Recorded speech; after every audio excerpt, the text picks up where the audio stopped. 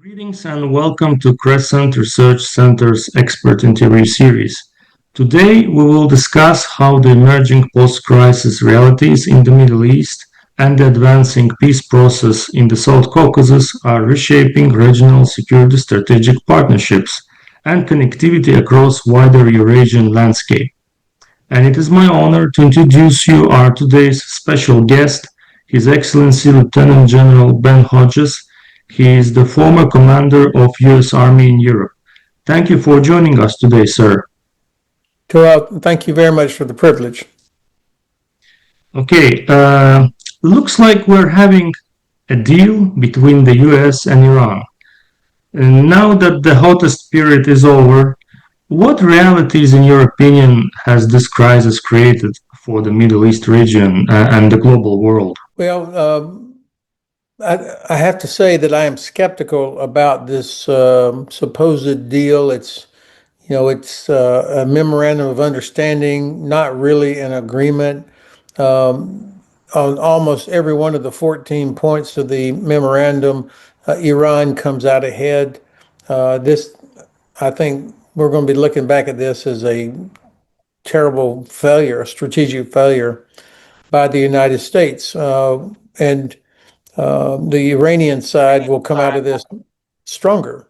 And the relationship between the United States and our allies in the region, including Israel, is worse or weakened. So I think that there's probably a sigh of relief that people are happy that, okay, finally oil can start moving again. But the consequences of this war that should never have started are going to be felt for a long time to the disadvantage of the United States. Okay, thank you so much. It's very insightful. And moving on to our second question, do you see any upcoming changes in the U.S. Security strategy with the Gulf partners? What lessons have the U.S. extracted from this war when it comes to the Gulf states and the U.S. military assets on their territories? Well, this is an excellent question. And of course, I'm going to offer some observations of what we should have learned, but whether or not this administration actually did internalize it, I doubt it, because they seem incapable of acknowledging that they made a mistake or that something was wrong. Certainly, the president is not capable of that or willing to do that, and the people around him also seem unwilling to do that. So, what we should have learned is that geography matters, and that all of our previous years of wargaming and strategic planning, thinking about if we ever got into a conflict with Iran, we knew that it was always a possibility they would shut the strait. This administration acts like this was a big surprise. They didn't know it, or they couldn't believe that Iran would actually do it. So, understanding the geography is one thing. The second thing is we continue to underestimate our opponents. It seems to me that the IRGC, the Islamic Revolutionary Guards Corps, was prepared for this, or they knew that one day some American president would finally attack, and so they were much more resilient than we had anticipated, and they were prepared to launch missiles and drones against U.S. bases all over the region, as well as at facilities of our partners. And this is something that, looking back on it, we absolutely failed to appreciate. We also, I think, had gotten lax with our own security in the region. I mean, aircraft, radar parked out in the open, unprotected, because we never apparently believed that Iran might actually shoot back, or that they would have the ability. I think the administration thought that this would be like Venezuela, that you could just decapitate the regime, it would be all over, the people would rise up, and instead the opposite happened. And so something about force protection that we generally are good at in most places, but for some reason our facilities and aircraft and radar were sitting out in the open, and we had a lot of damage. I mean, many drones, aircraft were destroyed or damaged, radar, very expensive radar, destroyed or damaged. So that's that's something. Don't underestimate your enemy, and always be prepared to protect your resources. The last thing I'd mention in responding to this good question is the importance of allies, not only in the region, but the president got very unhappy with Spain and Italy and a couple of others because they initially refused to allow U.S. forces to refuel or operate from bases in Spain and Italy. Well, they're allies, they're sovereign countries. These are not U.S. bases in another country. They belong to the host nation, and we are tenants on these bases. And if you have a proper relationship, trusting relationship with allies, there has to be some coordination beforehand. You can't just assume that we can fly in and out of there. So that really was a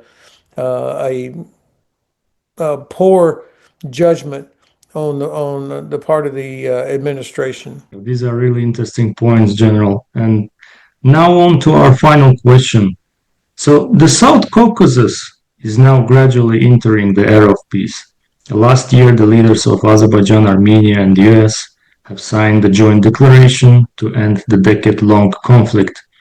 And now, one of the results of that declaration was the establishment of the so-called TRIP project, the Trump Route for International Peace and Prosperity, that is set to connect mainland Azerbaijan to its exclave of Nakhchivan and beyond to Turkey. And this having said, what possible threats do you see related to this strategically critical area, and what practical actions would you advise to undertake to secure the corridor?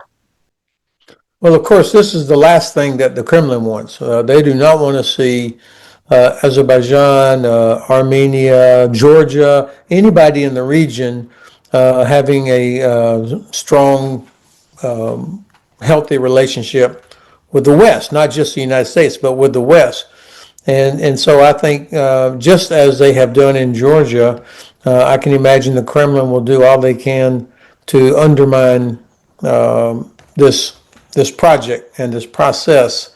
But the potential for significant economic impact, positive significant impact for Azerbaijan and Armenia and Georgia is when more and more people recognize that the South Caucasus, are the portal between Europe and Eurasia. That would the opportunity for trade to move across from Central Asia across the Caspian Sea through the South Caucasus, across the Black Sea, and then into Europe. That sort of an east-west corridor has so much potential that would help all the countries along the way.